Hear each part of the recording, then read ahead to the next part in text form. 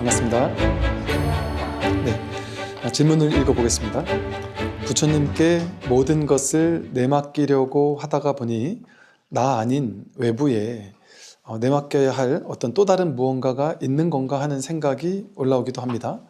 모든 걸 또 공양하겠다라고 생각하고 맡기고 살다 보니까 저의 생각은 할 일이 없어 편안하기도 합니다. 자유가 그러나 순간순간 불안하기도 하다, 이런 얘기를 했어요. 이제 부처님께 모든 것을 맡긴다, 이렇게 이런 공부를 한다고 해서 부처님께 모든 것을 맡긴다 이렇게 얘기한다고 해서 맡길 내가 있고 맡길 부처님이 따로 있어서 내가 부처님께 모든 것을 맡겨야 되는, 그리고 또 마음을 공양 올린다 이런 표현을 쓰기도 하거든요. 화엄경에 광수 공양원 보현행원 품에 이런 말이 나오기도 하는데, 그러면 내가 부처님께 모든 것을 공양 올린다, 내 분별 망상을 모두 다 던져버린다, 맡긴다, 뭐 방아착 하나 놓아버린다, 뭐 이런 식의 말을 쓴단 말이에요. 이럴 이제 말이라는 구조는 항상 분별의 구조거든요. 분별을 효과적으로 설명할 수 있는 것이 말이라는 그 구조예요. 그런데 이 무분별심에 대해서는, 분별하지 않는 마음에 대해서는 말이 일어났다면 뭐라고 말하면, A라고 말하면 A 아닌 것과 A가 둘로 나뉘잖아요. 그러니까 말이라는 건 항상 둘로 나뉠 수밖에 없는 온전하지 못한 것들이거든요. 그러니까 어쩔 수 없이 부처님께 맡겨라 이렇게 표현을 한 거예요. 어쩔 수 없이. 근데 진짜 하고자 하는 말은 뭐냐면, 맡기는 나와 맡기는 부처님이 둘이 아니에요. 내가 부처님한테 맡기는 게 아니에요. 내가 바로 부처고, 내가 맡기는 것조차 아니에요. 본래 맡겨져 있는 건데, 본래 맡겨져 있다는 말도 또 이건 미세하게 둘로 나뉘는 말이에요. 그러니까 뭐 말을 했다면 어긋나는 거예요. 근데 어쩔 수 없이 우리가 이해되는 분별의 언어로 이제 방편을 쓴 거예요. 자비 방편을. 그러면 이해하기 쉽잖아요. 부처님께 모든 걸 맡기겠다. 그럼 뭐 힘든 게 있어도 그냥 부처님 알아서 하십시오 하고 맡기고, 이러면 한 번 생각을 쉬게 되잖아요. 부처님께 뭔가 탁 맡긴다고 하면 막 근심 걱정하면서 머리 아파 죽겠다가 에이란 모르겠다, 맡겼으니까 부처님 알아서 하시겠지 하고 턱 맡기고 그냥 좀 편안해지잖아요. 그런 방편을 쓰는 거예요. 방편에 약을 주는 거죠. 근데 사실은 아무것도 할 일이 없다는 얘기죠. 뭘 하는 게 아니에요. 분별하지만 않으면, 취사간택을 하지만 않으면 삶은 저절로 이렇게 살려지고 있잖아요. 배고픈 저절로 밥을 찾고 있게 되고, 돈이 없으면 돈을 벌러 나가게 되고, 저절로 모든 것을 삶이 알아서 하고 있단 말이에요. 그러니까 저절로 해요. 그냥 맡겨져 있어요. 그냥 숨 들숨 내쉬면 쉬는 걸 내가 쉬는 게 아니잖아요. 저절로 알아서 그냥 이렇게 자연스럽게 저절로 되어지고 있잖아요. 숨 쉬는 이것이 뭐 부처님한테 맡겨야 된다고 되는 게 아니죠. 저절로 모든 것이 되어지고 있죠. 그래서 내가 내 바깥에 있는 어떤 존재에게 무언가를 맡긴다면 그거는 진짜 공부가 아니에요. 자꾸 둘로 쪼개는 일을 하는 거예요. 분별하는 일을 하는 거예요. 그러면 또 이런 질문을 해요. 부처님께 맡기는 게 나을까요?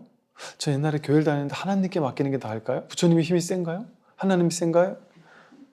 또 불교 신자들도 그래요. 그럼 제가 아미타 부처님 연부를 하면서 아미타 부처님께 맡기는 게 센가요? 근데 관세음보살님이 좀 더 효과적이다는 얘기를 들었는데, 또 어떤 분은 야, 보살보다는 부처가 세지 이렇게 얘기하는 분도 있고, 보살이 우리보다 더 가깝지 이런 얘기하는 분도 있고, 뭘 해야 되죠? 이렇게 일이 많아져요. 알아야 될 일이 많아져요. 그게 다 다르지 않은 건데 자꾸 쪼개는 걸 쫓아가니까 이게 많은지 저게 좋은지, 이게 센지 저게 센지 이런 거를, 세상 일을 다 알아야 돼요. 이제 얼마나 일이 번거로워져요. 그 모든 걸 확 쉬어버리면 그 삶은 저절로 내맡겨져 있어요. 모든 게 저절로 이렇게 흘러가고 있어요. 키는 저절로 크죠? 밥 먹으면 소화가 저절로 되죠? 밥도 내가 먹는 줄 알지만, 내가 메뉴를 정하는 것 같지만 언제나 메뉴를 내가 정하지 않지 않나요? 집에 있는 거 주로 먹잖아요. 근데 내 생각으로 정한 거예요. 주로는 있는 거 그냥 먹게 되고, 누굴 만나서 뭐 먹을까 하면 따라가기도 하잖아요. 그래도 그냥 인연 따라 먹게 되지, 인연이 어떻게 펼쳐지냐에 따라서. 또 때로는 다른 인연이 없으니까 내가 먹고 싶은 거 먹을 때도 있고. 그 인연이 어떻게 펼쳐질지 알 수가 없어요. 생각대로 되지 않아요. 묘하게 인연이 알아서 시켜요. 근데 우리는 생각이 했다고 생각하는 거예요. 내가 뭐 짜장면집을 가고 싶었어요. 그래서 맛있는 맛집 짜장면집이 있어서 그 집을 막 찾아서 고픈 배를 움켜쥐고 막 찾아가다가 중간에 식당이 많잖아요. 그런 데를 보고 에이 이거 먹을까 하고 쓱 들어가게 돼요. 인연이 그렇게 시킨 거예요. 인연이. 하필 그게 그냥 확 땡길 수도 있고, 삶이 저절로 내맡겨 있어서 돌로 나눌 것이 없다. 이 내맡기라는 말은 사실은 그냥 지금 이대로를 얘기를 하는 거예요. 이렇게 어쨌든 이 편안하게 내맡기면서 사는 것을 조금 연습하다 보면 이게 좀 편안해져요. 이렇게 기존에 분별이 주인이 돼가지고 분별대로 살던 삶이 좀 무너져 내리기 시작해요. 조금씩. 그래서 좀 이렇게 턱 내려놓고 방아착하면서 사는 게 좀 더 자연스러워지면서 이 공부길로 조금씩 들어서게 되는 방편의 효과들이 있단 말이에요. 그러니까 이분이 이렇게 얘기하죠. 모든 걸 다 공양하고 다 내맡기고 사니까 저의 생각은 할 일이 없네요. 내가 생각이 할 일이 없어요. 그 생각이 필요하면 생각은 쓰긴 쓰지만 그 생각이 중요하다고 여기면 생각이 잘못된 결정 내리지면 어쩌지 하는 생각 때문에 이 중요한 거를 결정을 내가 잘못 내리면 큰일 나는데 하고 생각하잖아요. 그러니까 결정 내리는 게 엄청 힘들어요. 내가 결정에 책임져야 된다라는 부담감 때문에. 그래서 이렇게 생각해요. 내가 이걸 결정하냐 이걸 결정하냐에 따라서 내 미래가 완전 달라질 건데. 이렇게 생각해요. 여러분이 아들, 딸이 며느리 사육감을 데리고 왔어요. 그러면 마음에 안 들어요. 그럼 반대를 하면서 내가 죽도록 반대하면 쟤네가 헤어질 거야. 이렇게 생각을 한단 말이에요. 내 뜻대로 될 것 같아요. 그리고 내가 죽도록 반대해가지고 쟤네가 헤어지면 더 좋은 사람 만날 거야. 이렇게 생각을 해요. 내 뜻대로 되는 줄 알아요. 그러니까 반대하죠. 그렇게 심하게 반대를 하죠. 근데 반대할 일이 아니에요, 사실은. 부모가 반대할 일이 아니죠. 나에게 달린 줄 아니까 반대하는 거예요. 나에게 달린 일이 아니에요.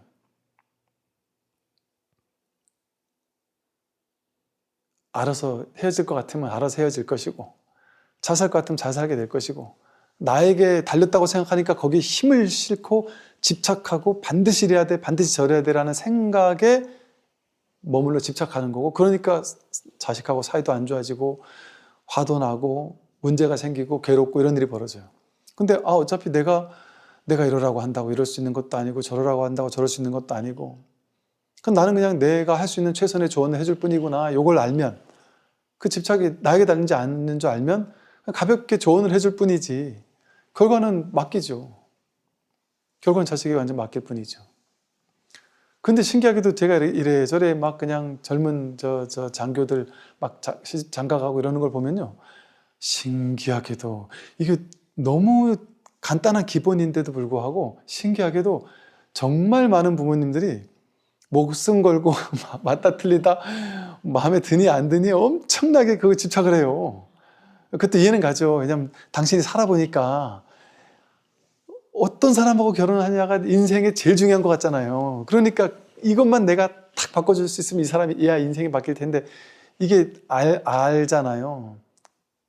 안다고 생각하는 거죠. 그 진짜 알 수 있어요? 내가 살아왔던 삶의 경험 속에서만 제한적으로 안 거잖아요. 그 진짜 안 게 아닐 수 있어요. 그래 어른들이 보는 건 정확히 알지만 진짜예요? 그게 다 뻥인지 우리는 안단 말이에요. 어린이 돼 보니까 안단 말이에요. 우리가 사람 보는 눈 있어요? 어떨 땐 있고 어떨 땐 없잖아요. 어떨 땐 잘 보고 어떨 땐 못 보잖아요. 그게 왜 그러겠어요? 정확하게 볼 수가 없어요, 우리가. 누구나. 그리고 잘못 보는 게 실패가 아니에요. 그건 인연이에요. 나는 잘 보고 싶어서 온갖 노력을 다 했는데도 잘못 볼 수 있어요. 뭐 진급심사 같은 거 할 때 보면요, 이 사람을, 안 좋은 사람을 걸러내려고 온갖 장치를 다 만들어요. 이거 보고 저거 보고 막 온갖 장치를 다 만들어서 어마무시하게 걸러서 완벽하게 거른다고 생각해요. 그런데 그걸 완벽하게 이렇게 싹싹 피해가가지고 되는 사람도 있고, 쓸데없이 거기에 잘못된 사람이 걸려들어가지고 잘리는 경우도 있고, 알 수가 없어요, 세상에. 그걸 그렇게 우리가 정확히 알 수 있는 게 아니에요. 그렇게 되면 이 생각이라는 허망함을 알면 과도한 집착심은 저절로 사라져요. 그러니까 생각에 힘쓸 일이 없어요. 그리고 자식이 이런 사람하고 결혼해서 잘 살지, 저런 사람하고 결혼해서 잘 살지 모른다라는 지혜에 눈을 뜨니까 내가 고집할 필요가 없죠. 모르니까. 나도 모르고 니도 모르면 네 인연 따라 해야지 하고 믿어주는 거죠. 설사 그게 좀 실패한 결혼이었더라도 상관없어요. 그건 그냥 실패가 아니에요. 그것도 인연이 그냥 그렇게 펼쳐진 거예요. 그냥 인연이 그런 거예요. 좋고 나쁜 건 아무것도 없어요. 그럼 그냥 인연 따라 그냥 여기서 말하듯이 지난 시간 말하듯이 인연에 응하면 돼요. 그냥 만물에 따라 응해주면 돼요. 모양을 따라 맡기고. 그 삶에는 성공 실패가 없습니다. 자기 생각을 고집할 필요도 없고. 그러면 저절로 맡겨져요. 그러면 세상에 고집할 일이 없어요. 스트레스 받을 일이 없어요. 고집해야 스트레스가 나오거든요. 근데 고집이 없으면 스트레스 받을 일도 없죠. 좋고 나쁜 일들은 있지만 그건 뭐 그냥 인연 따라 이래저래 뭐 풀기도 하고 해결하기도 하고 해결되는 건 해결하고 해결 안 되는 건 해결 안 하기도 하면서 꼭 현실 생활은 뭐 다 하고 살지만 분별하고 살지만 근원에서는 최선을 다해 노력하는 거기까지. 근데 그 이유는 뭐 어쩔 수 없다. 인연 따라 맡긴다. 이렇게 된단 말이죠. 근데 이렇게 살면 또 이분 말한 것처럼 이런 자유가 되게 자유로워지거든요. 야, 내가 고집할 게 없구나. 그러니까 막 자유에 내맡긴단 말이에요. 근데 한편으로는 자유가 순간순간 불안하기도 합니다. 이래요. 내맡기고 나니까 되게 편하거든요. 근데 내가 이렇게 편하게 살아도 되나? 이러고 또 고민을 해요. 본래 이완하면서 편안하게 사는 게 본성이에요. 그런데 편안하게 살도록 가르쳐주면 편안하게 살면서 여태까지는 불안하게 막 초조하게 맞나 틀리나 옳으나 그르나 막 따지고 살았다 보니까 그걸 안 해도 된다고 하니까 안 하니까 너무 편한데 편하니까 이제 불안한 거예요. 그럴 수밖에 없어요. 분별이 계속 옛날에 분별의 습관을 쫓아가거든요. 그러니까 그 분별의 습관 따라가는 거예요. 그러니까 그냥 그렇게 편안하게 사는 게 우리 본성이에요. 원래 그게 삶이에요. 힘을 빼고 사는 게 진짜 삶이에요. 힘주고 애쓰고 노력하고 집착하고 이거 아니면 절대 안 된다고 하고 이거 아니면 절대 안 되는 게 있는 사람이 제일 괴로운 사람이에요. 그 제일 어리석은 사람이고 반드시 절대 이런 거 자주 쓰는 사람이 그 어리석은 사람이고 괴로운 사람이고 집착이 많은 사람이고 그 생각에 고집이 많은 사람이에요. 사로잡혀 있는 사람이에요. 어리석은 사람. 반드시가 없어요. 절대도 없어요. 최선을 다해 할 뿐인데 되면 좋고 안 되면 말고. 그러나 최선은 다하는 거예요. 그런데 반드시 절대에 대한 집착이 없으니까 괴롭진 않죠. 막 그럼 너무 과도하게 괴로워서 막 죽겠고 이런 건 없단 말이에요. 그냥. 그래서 불안할 필요 없다. 이런 말씀 드리고 싶고요. 오늘 이제 진도를 좀 볼게요. 머물거나 지킬 것이 있으면 참됨이 아니다. 진리가 아니다. 머물거나 지킬 것이 있으면 그건 진실이 아니에요. 참됨이 아니에요. 우리 어디에 다 머물러 있잖아요. 머물러 있는 게 뭐예요? 내가 좋아하는 뭔가가 있는 거예요. 반드시 이래야 돼. 난 이게 좋아. 난 이거는 없어지지 않았으면 좋겠어. 나 이 정도 경제력, 이게 너무 좋아. 거기 머물러 있는 거예요. 그 정도 경제력에. 이거 경제력이 없어지지 않았으면 좋겠어 하고 이것은 깨지지 않았으면 좋겠어 이렇게 딱 준단 말이에요. 내 연금, 마지막 보루 연금 이거는 어떻게도 누가 손 안 댔으면 좋겠어. 뭐 이런 거 있잖아요. 생각으로 누가 나한테 시비 걸지만 않았으면 나는 내가 먼저 공격은 안 해. 그러니까 제발 나한테 누가 시비 걸지 마 이런 생각에 딱 쥐고 있는다든지 특정한 생각을 쥐고 있는 게 머물고 있는 거예요. 사로잡혀 있는 생각들이 있어요. 거기에 머무르니까 언제나 머무를 수가 없거든요. 모든 삶이라는 것은 무주법이라고 해서요. 머무를 수 없는 것이 법이에요. 그러니까 지금 머물러 있는 곳은 내 영원한 터전이 아니고 잠시 인연 따라 부여받은 임시적인 머물 곳이에요. 여러분 남편 옆에, 여러분 품 안의 자식, 여러분의 집, 경제력, 삶의 환경 이 모든 것이 임시로 지금 잠깐 부여받은 거예요. 어떤 것도 계속 머물 수가 없어요. 지금부터 여기 계신 분들 같으면 우리 모두가 50년 후는 아무도 없지 않을까요? 어지간하면 다 없지 않을까요? 50년도 안 되는 인생밖에 이 몸뚱아리 머무는 것도 그렇고 이 현실에 머무는 것도 얼마 안 있으면 떠나가요. 아무리 저 삼성전자 회장님도 그 아무리 어마어마한 돈을 벌었어도 떠나갈 때가 되면 또 떠나간단 말이에요. 인연 따라 물려주고 그래서 머물러 집착할 수 있는 게 하나도 없기 때문에 머무는 게 있으면 그는 거짓이에요. 진실하지 않은 거예요. 그러니까 머무르는 걸 고집하면 괴로워요. 또 지킬 것이 있으면 우리 지키고 싶은 게 많잖아요. 내가 벌어놓은 돈, 내 명예, 권력, 지위, 이 건강, 내가 어떻게 만든 건강인데, 어떻게 만든 뭐 돈인데, 집인데, 뭐 생각, 견해, 삶의 조건들, 이 온갖 것들에 대해서 딱 지킬 게 있어요. 생각으로 지킬 것도 있고, 이거는 절대 무너지지 않았으면 좋겠다. 이건 반드시 이렇게 됐으면 좋겠다. 이런 것들을 엄청 많이 쥐고 있어요. 붙잡고 있어요. 그 지키는 게 있으니까 괴로운 거죠. 지키는 게 없으면 그 인연 따라 이렇게 흘러가는 상태예요. 그래서 경전에 보면 마른 통나무가 계곡에 흘러가는 마른 통나무처럼 살라는 그런 표현이 있거든요. 마른 통나무는 계곡물이 세면 따라서 빨리 갔다가 잔잔하면 또 천천히 갔다가 두 갈래 길이 나와도 분별하지 않죠. 난 반드시 왼쪽으로 갈 거야 안 하고 내막에서 흐름 따라 흘러가는 거예요. 흐를 뿐인 거예요. 그럼 괴로움이 없죠. 물가에 아름다운 꽃이 있다고 해서 여기서 더 저거 감상할 거야 이러면서 막 집착하지도 않아요. 지키지 않아요, 그걸. 그냥 흘러갈 뿐이에요. 아무리 좋은 곳을 만나도 진짜 고맙다, 감사하다, 이렇게 좋은 일이 있구나. 지금 여러분의 삶의 조건이 너무 좋다면 그는 기적같이 잠시 인연 따라 고맙고 감사한 인연이 펼쳐져 있는 거니까 고마운 일이죠. 그래서 삶의 모든 순간이 고맙지 않은 순간이 없어요. 감사하지 않은 순간이 없어요. 놀라운 축복이 아닌 순간이 없어요. 그러나 그걸 지킬 필요는 없어요. 그게 떠나갈 때 되면 이제 다 됐구나 하고 또 흘러가면 돼요. 새로운 또 어떤 삶이 펼쳐질까, 또 어떤 일이 펼쳐질까, 무상하게 변해가는 삶에 완전히 맡기고 있으면 항상 막 새롭고 신기하고 재밌는 거죠. 천진난만한 아이의 눈동자처럼 아주 순수해지죠. 이렇게 머물거나 지킬 것이 있으면 이것은 참된 것이 아니에요. 그래서 진정한 참됨은 머물 것도 없고 지킬 것도 없어요. 다 지킬 게 하나도 없고 머물러 있을 곳이 하나도 없다. 또 스승으로 인해 묘한 뜻이 밝아지니 마침내 더럽다는 이름조차 없구나. 이 지통 스님이 육조 스님의 법문을 듣고는 이렇게 묘한 뜻을 밝히고 보니까 세상에 본래 더러운 것조차 없었구나. 본래가 이렇게 청정하구나. 자성청정이구나. 본래 세상이 이렇게 청정했을 줄이야. 본래 이렇게 세상에 문제가 없었을 줄이야. 본래 아무 일이 없었을 줄이야. 어디에도 머물러 집착할 것도 없었구나. 이렇게 후련하고 이렇게 그냥 화통할 수가, 이렇게 확 뚫렸을 수가 있나.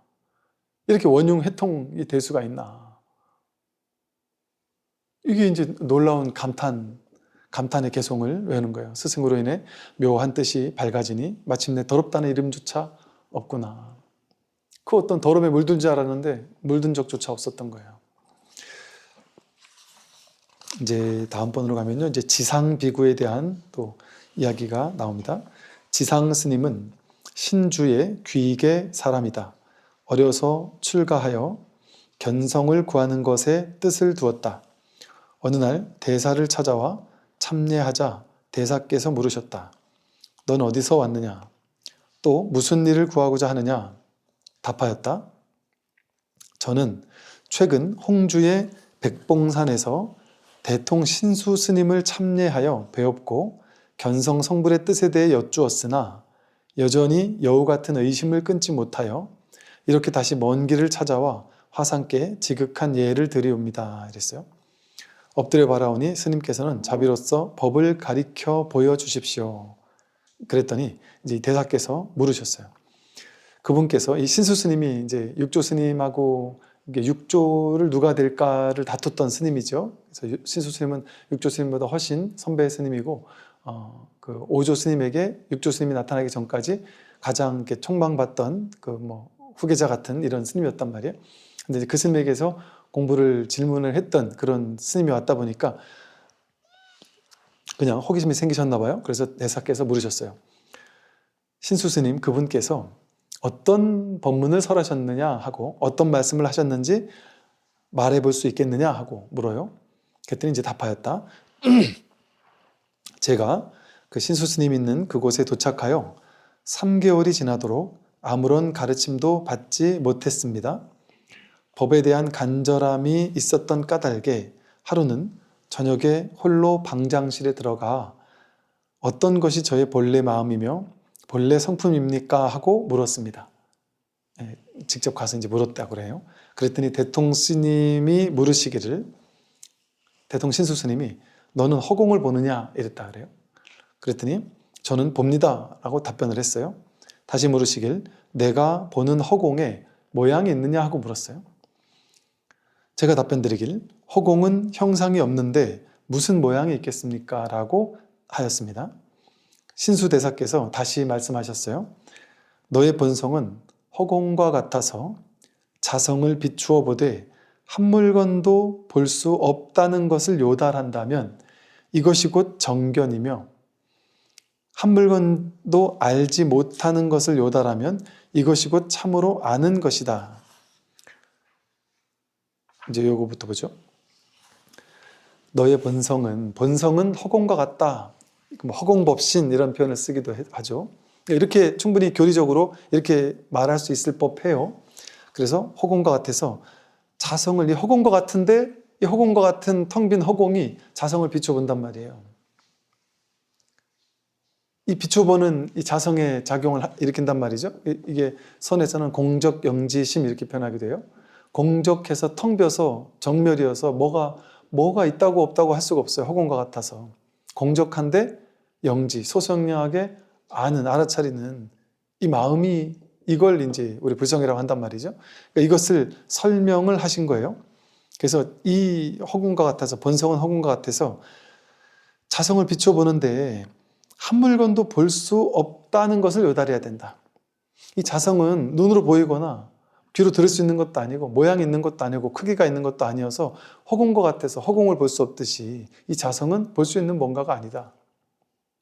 그래서 이걸 볼 수 없는 게 확실하구나라고 명백하게 깨달으면 그것이 바로 정견이고 그것이 바로 참으로 아는 것이다 이렇게 얘기를 했어요.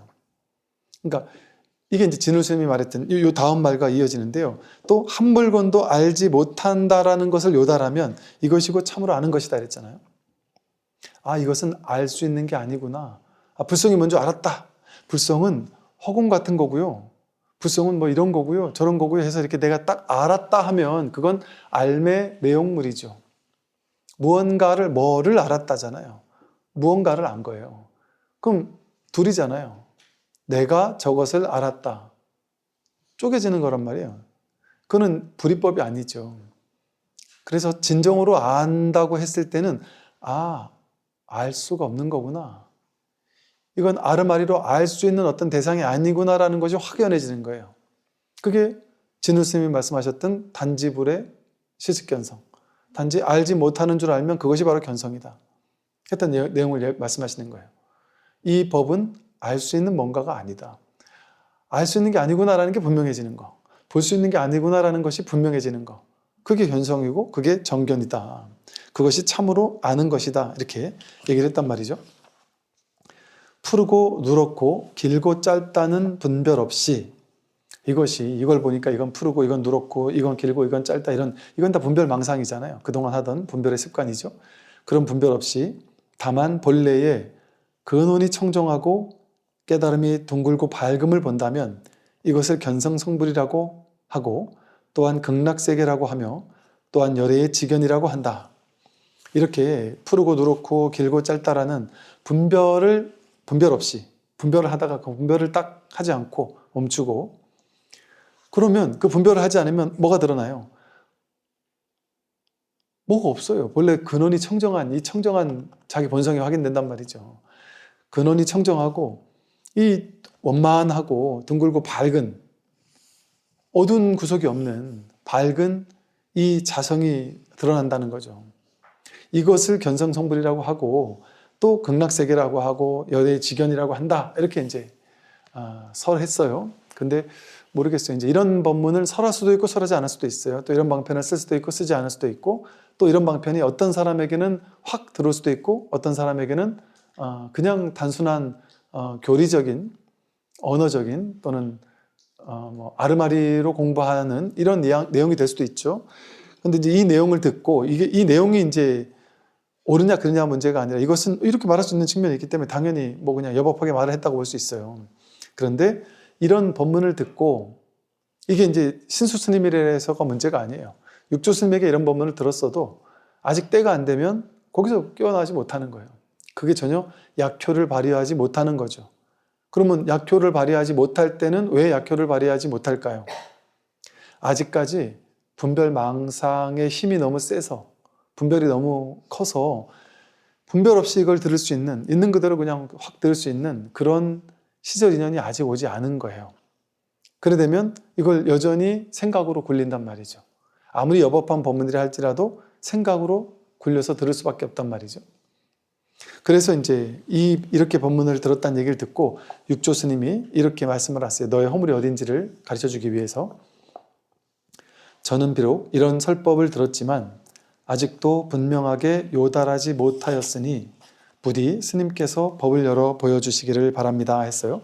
그랬더니 해능 스님께서 말씀하셨습니다. 그 스님께서 설하시는 바에 있어서 그 스님이 그렇게 법문을 하셨는데 그것을 가지고 오히려 너가 본다거나 안다라는 지견이 남아있어서 지금 요달하지 못한 것이다. 아까 그 법문을 듣고 이걸 볼 수 없다는 것을 요달해야 되고 알지 못하는 것을 요달해야 된다고? 이걸 본다, 안다라는 그 언어 개념 이런 걸로 들어가서 이걸 봐야 되는데 이걸 어떻게 볼 수 없는 것을 안다는 게 뭐지? 이렇게 막 생각으로 고민하고 궁금해하고 안다? 안다 하면 안다는 아는 건 이런 건데 본다 하면 보는 건 이런 건데 이걸 볼 수 없는 거다? 알 수 없는 거다? 이런 식으로 뭔가 자꾸 생각이 굴러가고 있었을 거예요. 흔적이 남는단 말이죠. 그래서 이렇게 너가 오히려 그 설법하는 바에 있어서 본다거나 안다라는 지견으로 아르마리 지견 가지고 그것을 헤아리기 때문에 그 분별망상의 지견이 아직 떨어지지 않은 채 그 법문을 들었기 때문에 너가 요달하지 못하고 있었던 것이다. 내가 너를 위해 하나의 개송을 보여주겠다. 한 법도 보지 않는다 하여 없다는 견해가 있으면 뜬 구름이 해를 가리는 것과 같으며 한 법도 알지 못한다 하여 공하다는 앓음을 지키면 오히려 허공에 번갯불이 일어나는 것과 같다.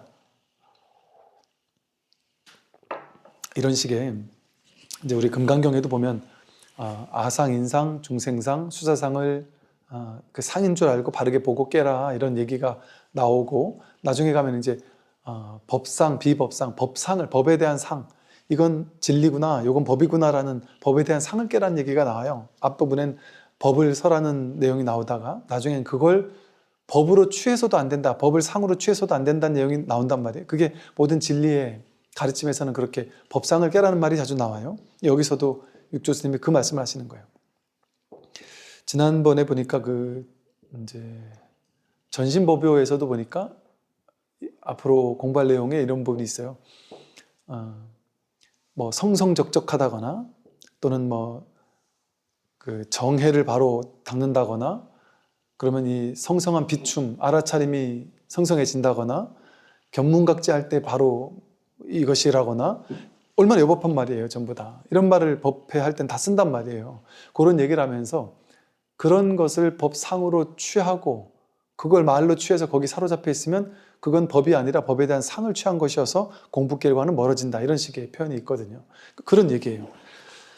한 법도 보지 않는다고 하니까 법을 보면 안 되는 거구나 라고 법은 없는 건가? 보이지 않는 건가? 그래서 없다는 견해를 취해가지고 없다는 견해로 삼아버리면 그것은 뜬구름이 해를 가리는 것과 같다. 허망한 일이다. 또 한 법도 알지 못한다고 하니까 알 수 있는 게 아무것도 없구나.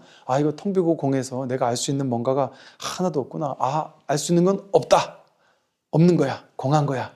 이런 알물 딱 취해버리면 그건 아르마리로 취한 거라서 머리가 돌아가서 그건 아르마리로 이해를 한 거라서 실질적인 깨달음이 오진 않는단 말이죠.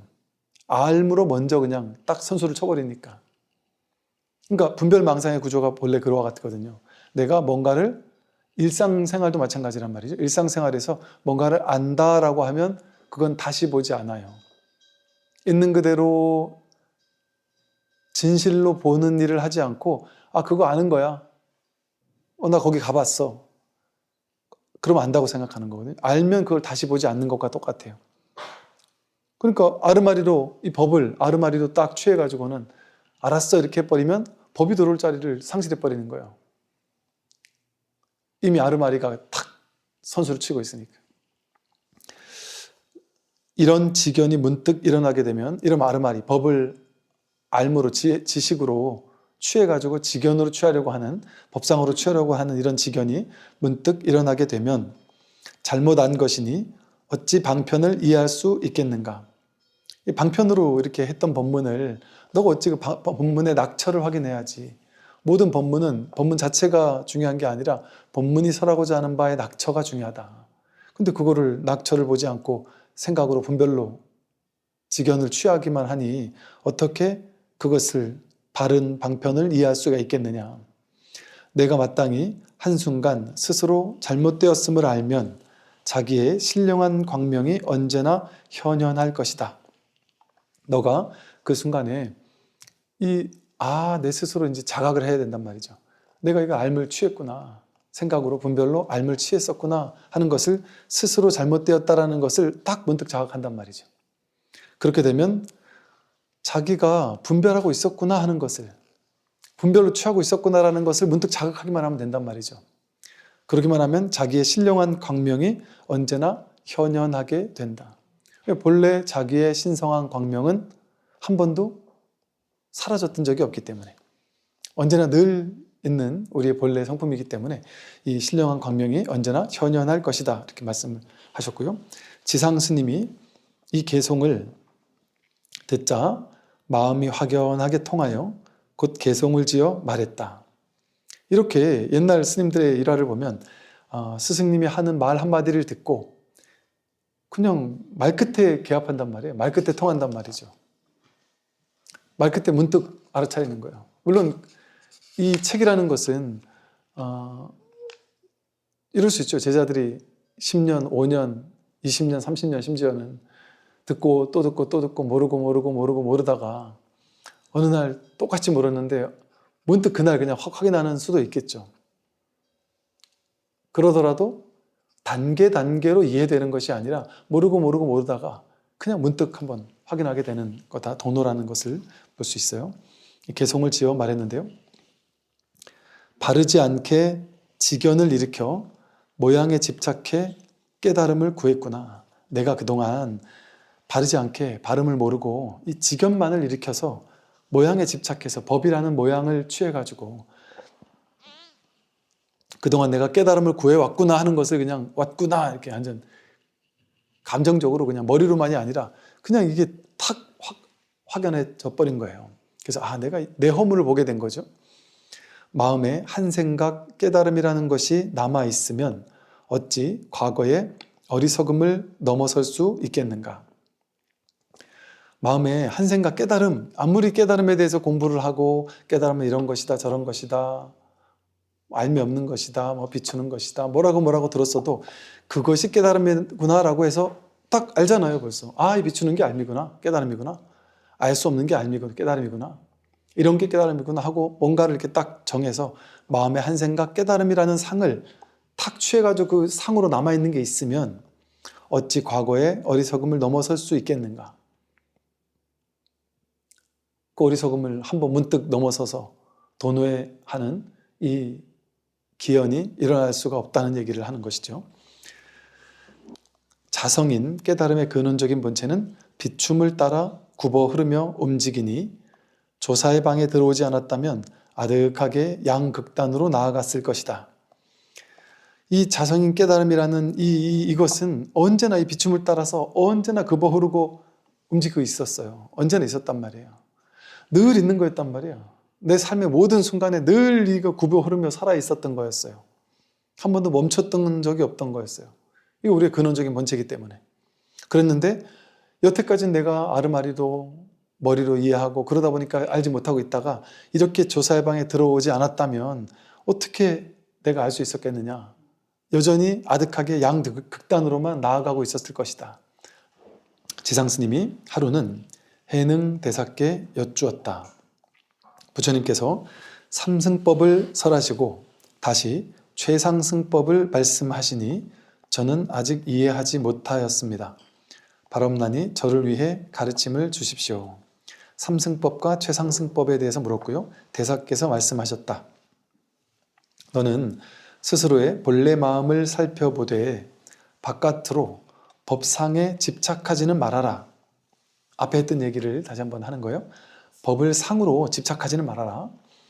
법에는 사승이 없는데 이제 이거죠. 성문영각보살이라는 삼승법, 삼승이라는 방편을 설하는 게 있고 법화경에서는 이제 일불승이라고 해서 이 세 가지 승이 방편으로 했던 말이고 결국은 깨닫고 보면 오로지 한 가지 불승, 일불승 이것이다 이렇게 얘기했단 말이죠. 그러니까 성문승, 영각승, 보상승, 일불승 이렇게 해서 여기서는 이제 사승이라는 말을 비유로 들은 거예요.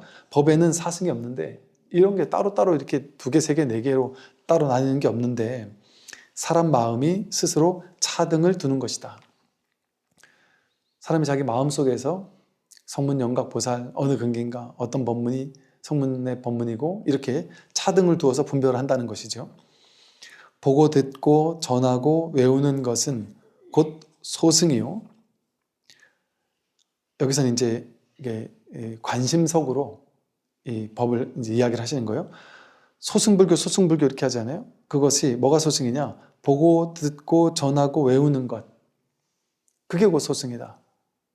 경전을 보고 법문을 듣고 막 서로 이렇게 외우고 그걸 전하고 그래서 그 초기 불교에서는 막 경전을 서로 외우고 암송하고 뭐 이런 게 되게 중요하게 여겨졌어요. 그래서 그냥 이걸 깨닫지는 못하더라도 보고 듣고 전하고 외우고 하는 그것을 서로 아주 열심히 하는 그것을 소승이라고 한다. 또 법을 깨달아 뜻을 이해하면 중승이며 중간 정도에 탈 것이다 말이죠. 아주 낮은 수준에 탈 것은 그냥 이 보고 듣고 전하고 외우는 것밖에 안 하는 거다.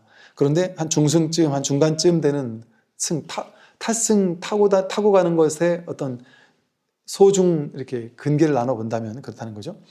그래서 깨달아서 뜻을 이해하는 것은 그냥 나불나불 입으로 이렇게 외우기만 하고 경전 독송하기만 하고 이러는 것보다는 좀 낫다. 왜냐하면 저절로 법문을 계속 듣다 보면 저절로 이해되는 측면들이 있으니까. 그런데 이것도 중승밖에 되지 않는다. 그리고 법에 의지해 수행하면 대승이다. 법에 의지해서 바르게 수행하는 것. 여기서 수행은 유의조작의 수행을 얘기하는 것이 아니겠죠. 바르게 법문에 의지해서 자기 허물을 보는 게 수행이에요. 법문을 꾸준히 듣다 보면 법문에서 내 자기 분별을 깨는 얘기를 하니까 자기 분별을 탁 돌아보게 되고 돌이키게 되고 그러면서 내 허물을 보게 되는 그게 이제 수행이에요. 이렇게 법에 의지해 수행하면 대승이다. 만법을 모두 통달하고 만법을 다 갖추어 일체 그 어떤 것에도 물들지 않고 모든 법상을 떠나 한 법도 얻은 것이 없는 것을 일러 최상승이라고 한다. 만법. 제가 아마 전 시간에 만법에 대해서 말씀을 드렸어요. 생겨나고 사라지는 모든 것들, 정신적인 모든 것들, 물질적인 모든 것들, 인연 따라 생겨나고 인연 따라 사라지는 일체 모든 것들을 만법이라고 해요. 만법을 모두 통달한다. 만법의 성품이 무엇인지 우리는 보이고 들리고 느끼고 아는 모든 대상들이 그 만법이 이건 이걸로 있고 저건 저거로 있고 이것과 저것은 이렇게 다르고 저렇게 다르고 이건 좋고 저건 나쁘고 내 인생에 이건 도움이 되고 저건 도움되지 않고 이런 생각은 좋은 생각이고 저런 생각은 나쁜 생각이고 이렇게 정신적, 물질적 일체 모든 만법들을 그냥 의미를 부여한단 말이에요. 해석하고 판단하고 분별해서 그래서 재해석된 마음법을 만들어내고 있어요. 그러니까 이 세상이 마음 가지로 펼쳐지는 거예요. 세상이 얼마나 복잡다단해지고 있어요. 그 만법으로 펼쳐지고 있는데 만법을 모두 통달한다는 것은 만법의 근본 성품에 통달된다는 거예요. 이 만법이 전부 다 바다 위에서 일어나는 파도처럼 인연 따라 인연이 화합했을 뿐이구나. 실체적 어떤 성품이 있는 것이 아니구나. 고정된 자성이 있는 것이 아니구나. 이것을 깨닫는 것이 만법을 모두 통달하는 거고요. 만법을 다 갖추는 것이죠. 그래서 만법을 통달해서 완전히 자기에게 이렇게 탁 갖춰지는 거예요. 만법의 참된 성품이. 일체 그 어떤 것에도 물들지 않고 만법에 우리는 다 물들잖아요. 물들어서 빨간 걸 보면 빨간색에 물들고 부정적인 사람 보면 부정적인데 물들고 이런 스타일에는 또 그 스타일에 물들고 이런 문화 전통에 가면 그런 문화 전통에 물들고 세상에 온갖 만법으로 펼쳐지는 것에 우리는 항상 물들면서 그런 존재로 살아간단 말이에요. 텅 비게 살아가지 못하고. 그런데 그 어떤 만법의 성품을 바로 깨달으면 그 어디에도 물들지 않죠. 자유롭게 걸림없이 살게 될 수 있죠. 그 어떤 것에도 물들지 않고 모든 법상을 떠나 법을 상으로 취하는 일을 떠나서 한 법도 얻은 것이 없는 것. 얻을 바가 없어요, 여기는. 이걸 일러서 최상승법이라고 한다라고 말을 했습니다. 네, 오늘 여기까지 말씀드리겠습니다. 수고하십시오.